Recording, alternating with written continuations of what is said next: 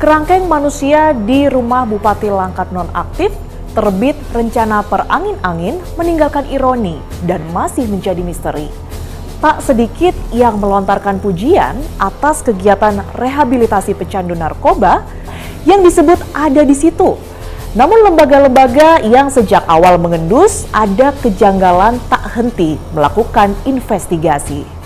Lantas, adakah temuan-temuan baru yang menguatkan dugaan mereka bahwa ada praktik perbudakan manusia di rumah Bupati Langkat nonaktif itu?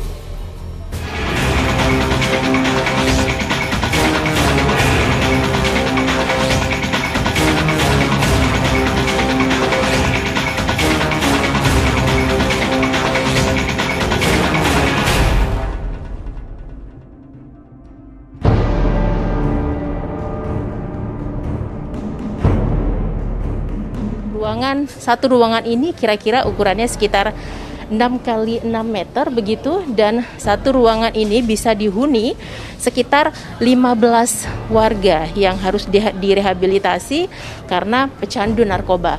Beginilah situasinya pemirsa, hanya ada tempat tidur beralaskan tikar seperti ini, kemudian ada tatakan di atas yang dipergunakan untuk menaruh barang-barang milik warga yang direhab di sini. Di sini ada lemari kecil, kemudian kotak-kotak yang terbuat dari styrofoam ini juga digunakan untuk menyimpan barang-barang milik warga. Nah, di sini ada yang menarik, daftar piket kereng 2. Kereng artinya seperti ruang kurungan begitu. Nah, di sini ada nama-namanya, piket cuci piring, kemudian piket malam, dan di sini juga ada toilet umum, hanya ada satu toilet umum yang ada di sini. Dan bila kapasitas dari penghuni kerangkeng ini melebihi, maka mereka harus tidur di lantai beralaskan tikar ataupun permadani begitu, menurut informasi dari penjaga.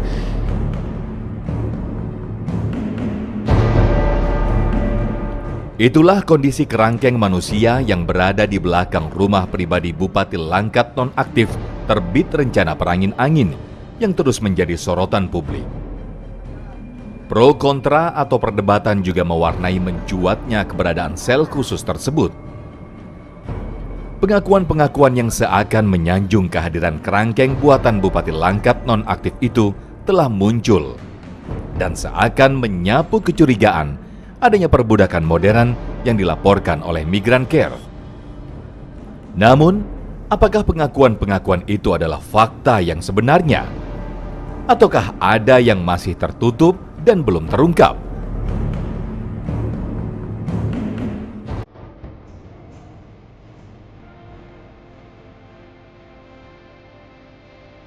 Lembaga Perlindungan Saksi dan Korban LPSK pun menguak temuan fakta baru.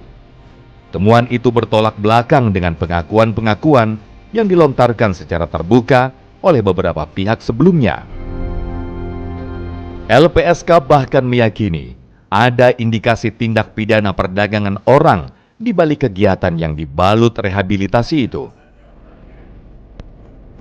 Dari hasil informasi yang kami himpun, kami melihat ada beberapa keganjilan yang perlu pendalaman dan juga ada indikasi terjadinya tindak pidana perdagangan orang karena mereka ini, para tahanan tersebut itu hilang kebebasannya, dieksploitasi untuk bekerja di pabrik pengolahan sawit dan tanpa mendapatkan gaji.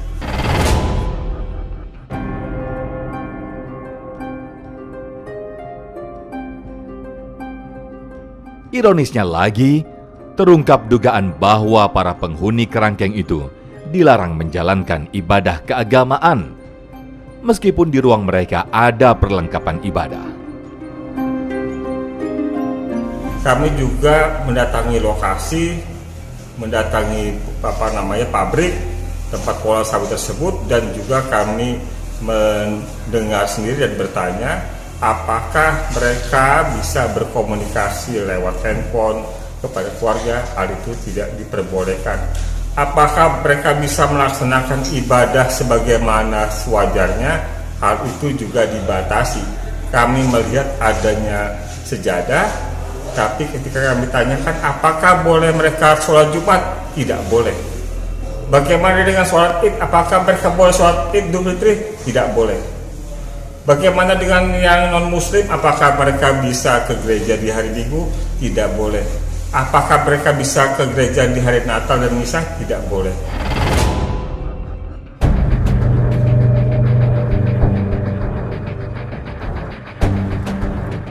Komisi Nasional Hak Asasi Manusia Komnas HAM juga terus bergerak.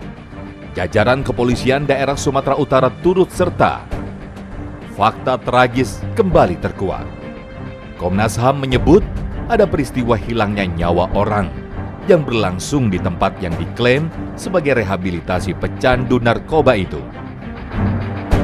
Ya, sepanjang medio tahun 2010 sampai tahun 2021 itu kami menemukan lebih dari satu. Kami nggak bisa menyebutkan angkanya tepatnya berapa, tapi angka itu sudah kami dapatkan.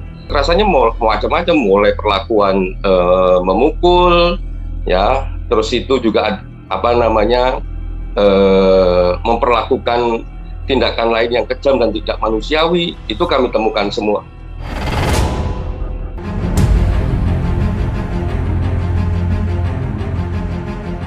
Temuan-temuan dan dugaan yang diungkap LPSK maupun Komnas HAM bukan perkara sepele.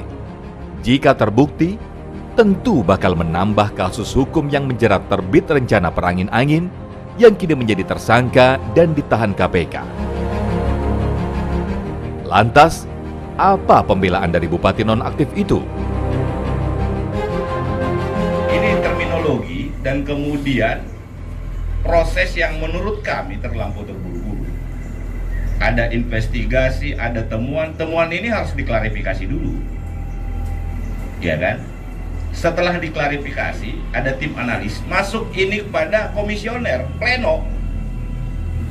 Baru diputuskan apakah ada dugaan pelanggaran HAM berat, ringan, dan segala macam, baru disampaikan kepada pihak berwenang. Kami sangat menyesalkan tindakan yang terburu-buru yang dilakukan oleh kawan-kawan Komnas HAM.